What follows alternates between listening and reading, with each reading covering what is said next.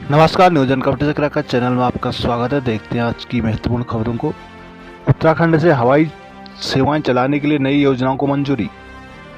उत्तराखंड के छोटे शहरों से लेकर अब देश के बड़े शहरों के लिए विदेशों के लिए भी सीधी हवाई सेवाएं शुरू हो सकेंगी। कैबिनेट ने इसके लिए राज्य की एयर कनेक्टिविटी योजना को मंजूरी दे दी है। सीएम पुष्कर सिंह धामी की अध्यक्षता में बुधवार को सचिवालय में कैबिनेट की बैठक हुई, जिसमें Uttarakhand air connectivity scheme UACS पर मोहर लगाई गई। कैबिनेट के फैसलों की जानकारी देते हुए मुख्य सचिव राधा रतूड़ी ने बताया कि योजना केंद्र की उड़ान योजना की तर्ज पर ही बनाई गई है।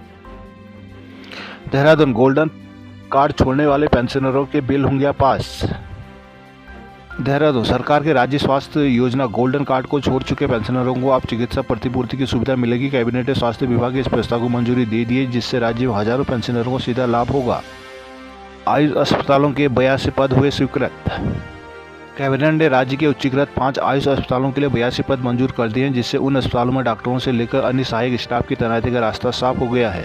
विदेशी शराब के थोक व्यापारी स्थानीय होंगे। मेधावी छात्रों को मिलेगी 50,000 रुपये प्रोत्साहन राशि।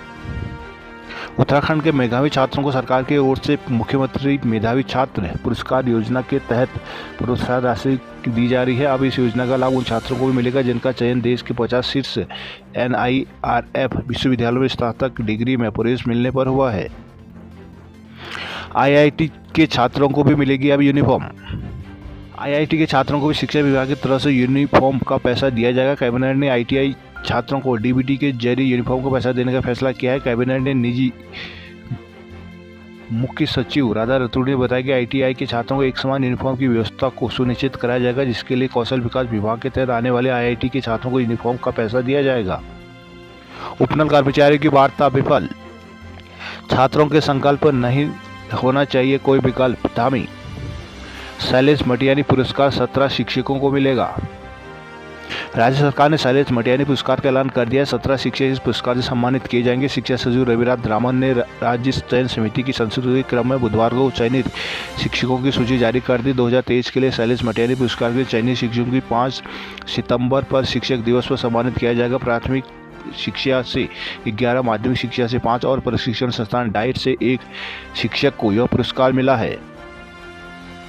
बद्रीनाथ धाम के कपाट 22 मई को खोले जाएंगे। रुद्रनाथ मंदिर के कपाट 18 मई को। श्री बद्रीनाथ धाम के कपाट 12 मई को सुबह 6 बजे खोले जाएंगे। बसंत पंचमी के अवसर पर भगवान बद्रीनाथ के कपाट खोलने की तिथि घोषित की गई। नरेंद्र नगर स्थित राजमहल और राजपुरोहित और महाराजा मनुजेंद्र शाह की जन्म कुंडली के आधार पर कपाट खोलने की तिथि घोषित की। इस मौके पर सुहागिन महिलाओं द्वारा भगवान बद्रीनाथ में चढ़ाए जाने के लिए तेल निकाला गया, जिसके साथ ही गाड़ू घड़ा यात्रा की तिथि भी निश्चित कर दी गई। उत्तराखंड में बनेंगे 5 नए हेलीपैड। कोटद्वार में ग्रामीणों ने हमलावर बाघ को पकड़ने की उठाई मांग।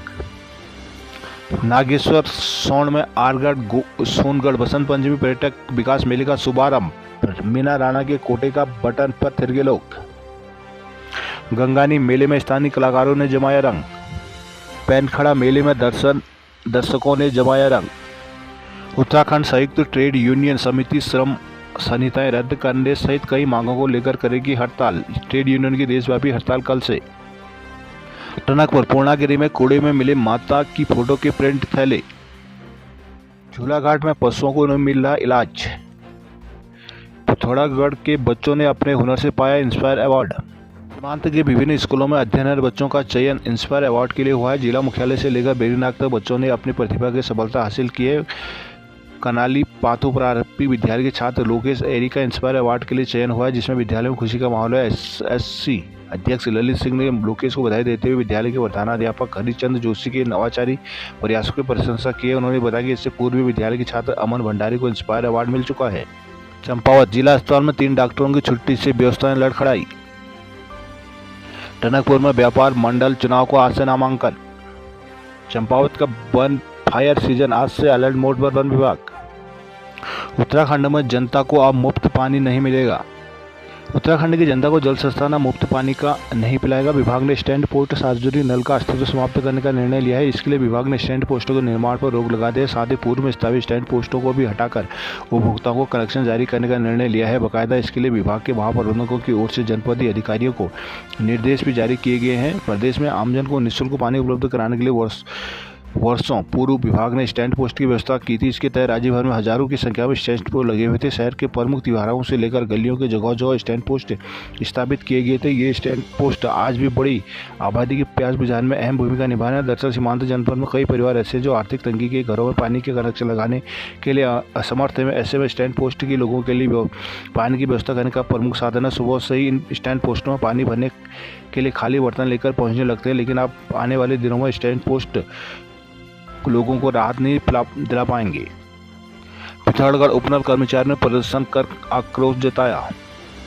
सीमांतीय उपनल कर्मियों की हड़ताल तीसरे दिन भी जारी रही। कर्मियों ने विरोध प्रदर्शन कर सरकार पर अनदेखी का आरोप लगाया। उधर कर्मचारियों की हड़ताल से कई सरकारी दफ्तरों में कामकाज प्रभावित हो गया। बुधवार को नगर के टकाना स्थित रामलीला मैदान में जिला संयोजक हिम्मत सिंह के नेतृत्व में उपनल कर्मी एकत्र हुए। इस दौरान उन्होंने नारेबाजी करते हुए प्रदर्शन किया। वक्ताओं ने कहा कि सर्वोच्च न्यायालय में विचाराधीन LLP को वापस लेने और 43 हाईकोर्ट का निर्णय लागू करने, उपनल कर्मचारियों के वेतन में 20% वृद्धि, महंगाई भत्ता देने सहित 5 वर्ष से अधिक समान समय से कार्य कर रहे कर्मचारियों के लिए पद सृजित करने की मांग को लेकर वह लगातार आवाज उठा रहे हैं।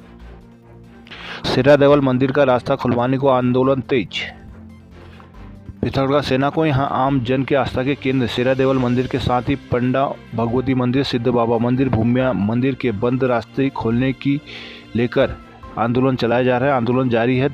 धरने के चौथे दिन भी आंदोलनकारियों ने सभाकर यहाँ के अब तक की उनकी मांगें नहीं पूरी हुई शांत नहीं बैठेंगे। उधर आंदोलन तेज होता जा रहा है। आंदोलनकारियों का एक दल रक्षाबंधन से मिलने के लिए दिल्ली रवाना हो गया। दूसरा दल दून में CM से मिला है। बुधवार को दौला के निवर्तमान सांसद भावना नगरकोटे के नेतृत्व में कई महिला आंदोलन के समर्थन में धरने पर बैठी। कुलदीप मेहर के नेतृत्व में जाखनी के युवाओं ने धरना प्रदर्शन भी किया। जाग उठा पहाड़ के प्रदेश संयोजक गोविंद सिंह महर ने कहा कि भाजपा के पूर्व जिला अध्यक्ष बरेंद्र बल्दिया के नेतृत्व में रक्षा मंत्री से मुलाकात के लिए एक विशेष दल दिल्ली रवाना हुआ है। अल्मोड़ा पुलवामा के शहीदों को नम आंखों से दी गई श्रद्धांजलि। बागेश्वर में भी शहीद सैनिकों का किया गया स्मरण। रानीखेत शहीदों की याद में रखा गया 2 मिनट का मौन। पुलवामा में शहीद हुए वीर सपूतों की बरसी पर श्रद्धांजलि सभा का आयोजन किया गया। इस दौरान पूर्व अर्धसैनिक बल संगठन, राजनीतिक दलों संगठनों ने शहीदों को चित्र पर पुष्प अर्पित कर उन्हें बलिदान को याद भी किया। बुधवार को चौगान भाटा स्थित गांधी पार्क में आयोजित कार्यक्रम में अर्धसैनिक बलों के जवानों ने बैंड धुन के साथ शहीदों को नमन किया। पूर्व पहला मिलिट्री फोर्स एसोसिएशन के सदस्यों की ओर से आयोजित कार्यक्रम का शुभारंभ विधायक मनोज तिवारी ने किया। उन्होंने कहा कि वीर शहीदों की शहादत को कभी भुलाया नहीं जा सकता। जंगल बचाने को शीतलाखेत मॉडल की जरूरत बताई।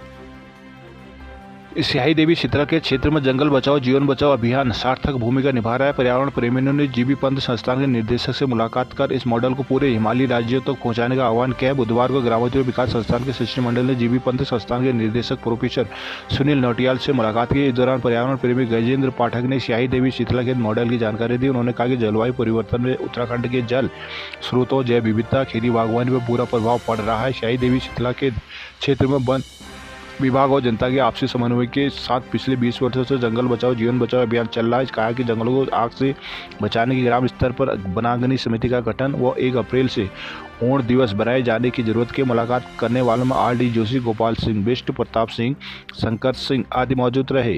अल्मोड़ा व्यापार मंडल के 6 पदों में 15 दावेदार मैदान में।